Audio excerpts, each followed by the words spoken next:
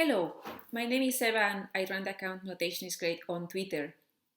So today I'm going to talk about Franconian notation, which is one type of medieval notation. If you've seen any of my videos, you will know that there is no such thing as medieval notation. In fact, we have different types of notations throughout the centuries and also in different places for different types of music, etc. So Franconian notation is just one of those. Okay, so if you've seen my other videos, you will perhaps remember that one of the challenges that the earliest medieval notations encountered was to how to indicate a rhythm and pulse. If you remember, for example, the plain chant neumes, they don't have any indication of rhythm. And so this was a problem that musicians, theoreticians tried to solve over the centuries. And one of the first attempts at doing so was modal notation that I made a video about. If you can see the link there in the comments. But the problem with modal notation is that it depended a lot on the context, okay? So basically what modal notation did was group the notes in groups of 1, 2, or 3, the so-called ligatures. And depending on how the ligatures were organized with respect to each other, then they would indicate one type of rhythmic pattern or another. So for example, if you see a three-note ligature in isolation, you wouldn't have a way of knowing, like, is the first long or short, or the second or the third, but it would depend on what came first and what came next, etc. So obviously this had the problem that it was quite limiting. So basically, depending on the combination of ligatures that you chose, you would have to stick to one pattern or another, and you couldn't easily change patterns. I mean, there were a few ways of doing so, which I explained in the other video, but it was not so easy to do so. So, as with many other medieval notations, Franconian notation is based on the neumes, which we've covered. And the problem with this is that the same signs don't mean the same in different types of notation. So again, you'll find similar signs, for example, in the notation of the troubadours, but it doesn't mean it have to be interpreted in exactly the same way. So that's one of the beauties, perhaps, of medieval notations. And by the way, this is called Franconian notation because Franco de Cologne was a theoretician who wrote about this notation and theorized it and left at the sources that we can now use to interpret this notation. So that's the reason for this name. So basically, a Franconian notation is based on two different note values, which we have here in its basic form, let's say. So we have the brevis and the longa, okay? And basically, the brevis is notated with what in the Gregorian neumes we call the punctum, and the longa is notated with the virga, okay, which has that kind of downwards stem. So this is how we will encounter the longa and the brevis when we find them in isolation. Okay, by the way, there's a third note value, the semibrevis, which I'll talk more about later on, but the basic units are the longa and the brevis. But really, where the complication lies in the Franconian notation system is in the ligatures. What happens when you notate more than one note as part of the same ligature? So how does note values work in that case? Well, basically, you might find something like this to interpret this notation. So this is from Billy Appel's book on the notation of polyphonic music. So as you can see, you have different types of ligatures, which are differentiated, whether it's two notes, binaria, or three notes, ternaria, and then how they move, whether it's ascending or descending, or first ascending, then descending, or the other way around. And as for the ligatures themselves, again, you can see there are a number of defining features, like is it like a sort of diagonal long rectangle, or is it more like square notes? Do they have stems? Do they have the stems point upwards or downwards, etc.? Well, obviously, once you get hold of one of these tables, you can just go to the manuscripts and try to identify, find these shapes, and take it from there. I just wanted to share with you a tip that Christina Liz a very noted organetist and teacher of medieval music, a tip that she gave me on how to try and perhaps understand the logic behind these ligatures, because it can be really a bit daunting. Well, first of all, the ligatures are based again on two neumes from Gregorian chant. So we have them there, the pes and the clivis. So the pes is two ascending notes, the clivis is two descending notes, and as you can see, the clivis has a downward pointing stem at the beginning. Okay, so these are the sort of basic shapes. Now, when Franco of Cologne talks about notation, he has this idea of proprietas, propriety, and perfectio, perfection. I'm not going to go into this a lot. These are complex concepts. I mean, it has to do with the virtues behind the music, the values between the music. But basically what this means is that in a ligature, if you have both propriety and perfection, then you're going to have a brevis followed by a longa, okay? So in a way, the most proper and the most perfect combination of notes is a brevis followed by a lunga, meaning that it's kind of the default, okay? So if you have the pes or the clivis in its basic form, its default format with no changes, then the first one is going to be a brevis and the second one is going to be a lunga, okay? And I mean, Christina is very good at explaining how all of the other shapes derive from that first row that you can see in the first table, in the binaria table that again you can see here. So, for example, if you look at the second row, the second column of the second row, you'll see that the sign here looks very much like a clivis, but the downward pointing stem has disappeared. Okay, meaning that the second note stays the same in terms of length. It is still a lunga, but the first note has changed. Okay, it's going from brevis to lunga. And if you look at the following row, it's the opposite. Okay, so we keep the downward stem, meaning that the brevis at the beginning will stay the same, but the second half has changed. So we've moved from two squares to like one that big diagonal rectangle. So meaning that what has changed here is that the second value. Okay, the second value is no longer a longa, but a brevis. Okay. Something to bear in mind for triple ligatures, and bear in mind that we will also encounter ligatures with 4 notes or even 5 notes, okay? So it will get more complex than that. Basically, every note in the middle of a ligature is going to be a brevis, okay? It will never be a lunga.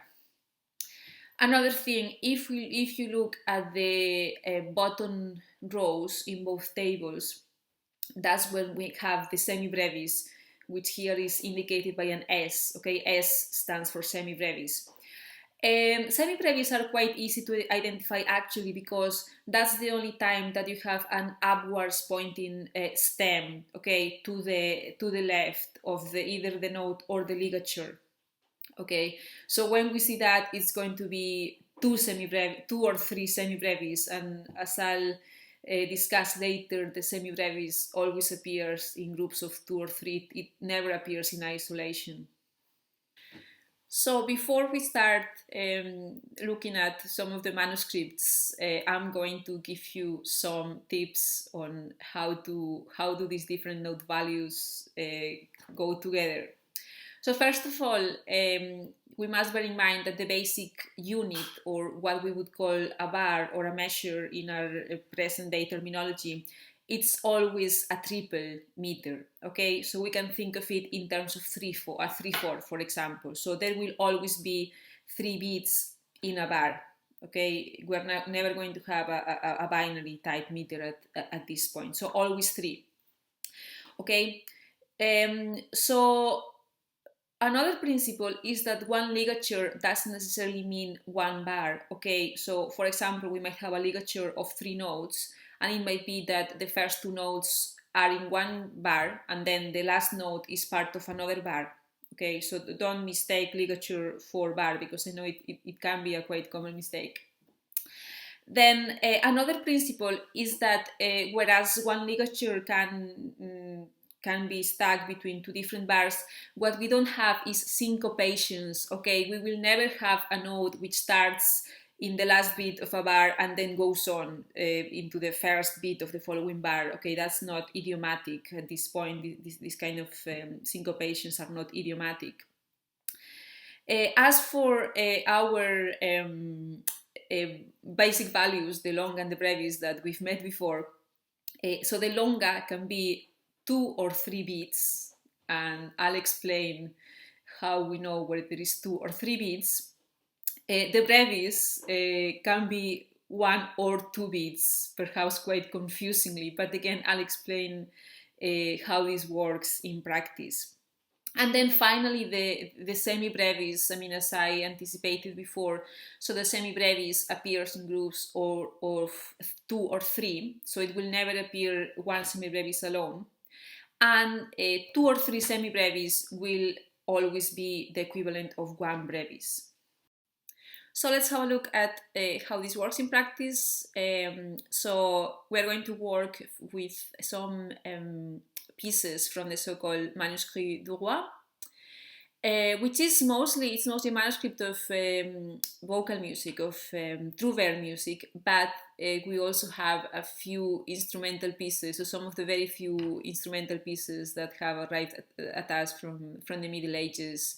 So we have estampes and dances royales, or royal dances, and this is from one of these pieces. So it's called Ductia. So if we have a look at this, well, first of all, we have a clef. So we have a C clef, which you might be familiar with already. That first sign in the shape of a B that we find just after the clef is a flat sign, okay? And you might say, well, it seems this flat sign is in front of a C. It's maybe a bit odd to find a C flat at the beginning of a piece. Well, that flat is not there for the C, but for the fourth note, which is a B, okay? So you can see it's in the space of the B. And also in this type of repertoire, I mean, we don't really have chromaticism at this stage, so we'll have B flat, F sharp, but probably no more than that in terms of accidentals. So if you see like a sort of rogue accidental, you say, well, this doesn't look right, look after a few notes and you'll probably find a B or an F to go with that accidental. So that was that. So if we focus on the note values, the first notes are actually, things that we know. So we have a longa and a brevis. So when we have a longa followed by a brevis, then the longa is shortened to 2 beats, okay? So here the longa would be 2 beats with the brevis being 1 beat, okay? And if we continue reading the beginning of this piece, we have another longa and then we have a ligature. Now, if we maybe remember what I said earlier, or if we go to Appel's table, you see that the first 2 notes in that ligature are semibrevis. I mean, remember the upwards pointing stem to the left of the ligature. And as we said, 2 semibrevis are the equivalent of a brevis. So again, what we have here is, in practice, is the same thing. A longa followed by a brevis, or the equivalent of a brevis. So that longa again gets shortened to 2 beats. Okay, so we have the first 2 beats of this piece. Na na na na na. So what's next? So if we go back to Appel's table, we see that shape of ligature indeed means 2 semibrevis followed by a longa. Okay, so that last note is a longa. So will that be a 3-beat or 2-beat longa? So the clue is in the next note. So after that longa at the end of the ligature, we have another longa.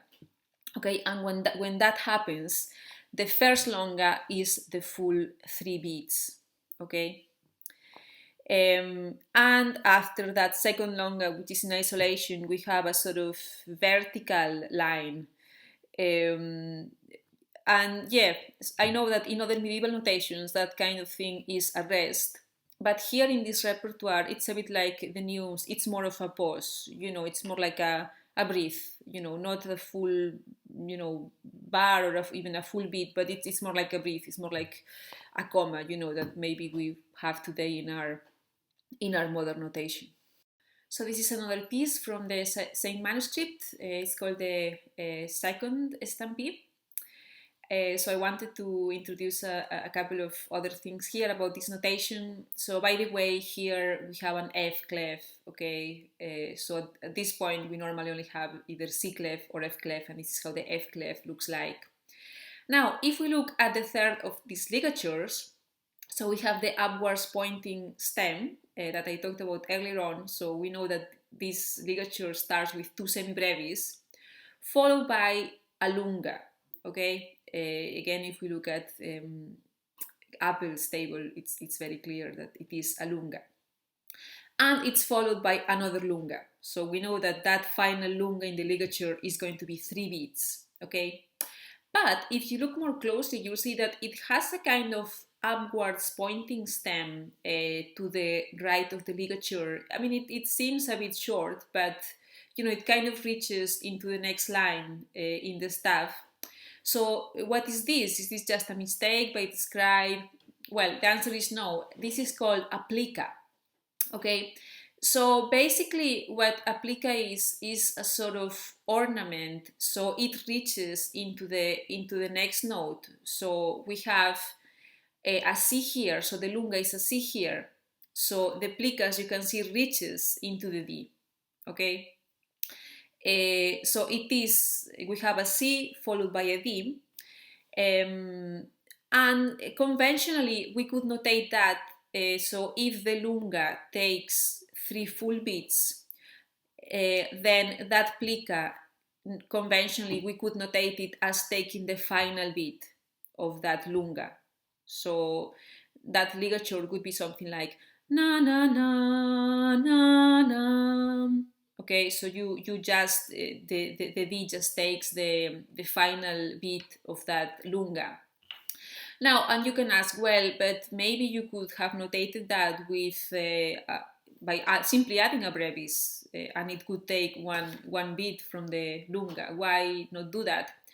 Well, again, the answer, as often in medieval notation, is that we don't know. I mean, one explanation could be that the plica is meant to have a slightly different function than, let's say, a real note. It could be that it means that this was interpreted as a sort of ornament as opposed to a real note in the melody, perhaps in the same way as in other musical styles you can either notate an appoggiatura as a full note or as an ornament, as a smaller note. So it could be something along those lines. So this is another example from the same piece later on. So let's have a look at that first ligature. So it starts with an upwards pointing stem. So we know that those first notes are going to be semibrevis. So 2 semibrevis equivalent of a brevis. Then, as I said earlier, every note which is in the middle of a ligature is going to be a brevis. So notes number 3 and number 4 are going to be brevis. And the last note is a longa. Again, going back to Apple's table, if the last note in a ligature has that shape in that kind of melodic pattern, it is a longa. And it has a sort of dot after it, and that's what I'm going to come at later. Because if you look at the next ligature, you'll see that it starts again with an upwards pointing stem. So it starts with 2 semibrevis. Now, we've said earlier that if you have a longa followed by either 1 brevis or 2 semibrevis, then that longa is going to cut its value from 3 beats to 2 beats, okay? So here, that's what we would expect. So we would expect that final longa to be 2 beats only, followed by 1 beat, which is the 2 semibrevis, okay? But that's not what's happening, because that dot there is telling us otherwise, okay? What this dot is called a punctum divisionis, so a division dot, so to speak, and it means that it's telling us, well, look, this is the end of the bar, okay, so this longa is going to go until the next bar, until the end of the bar, sorry. So that reduction from 3 to 2 beats doesn't apply here. So finish that bar with the longa and then move on to the 2 semibrevis. Okay, so in a way you could say it's a sort of predecessor to bar lines. So this was my very brief introduction to Franconian notation. And with medieval music, you always have to bear in mind that it's not standardized as our modern notation is. So each manuscript will have its own slight variations or slight particularities. So here I've talked about one manuscript, but there are others of vocal music as opposed to instrumental music. So but it is worthwhile, spending some time studying a manuscript and getting to know its idiosyncrasies and how these kind of little things like plica, punctum divisionis are used. Anyway, I hope you've enjoyed this video. Thank you and goodbye.